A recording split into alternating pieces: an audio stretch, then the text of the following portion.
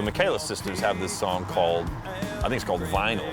And I was like, oh, that's such a cool idea, you know? And as any songwriter will do, they just steal from other songwriters. I was like, I want to try to write something about vinyls. But I knew I couldn't write just about records, you know? I didn't want to write just about records. So we just used vinyl sort of as a device. And then we're able to sort of paint these little scenes from different spots in a person's life. I'd had this idea for the vinyl bench seat, you know. I mean, I remember sitting in how hot a vinyl seat can get in, you know, the deserts of New Mexico, and it's 110 degrees outside.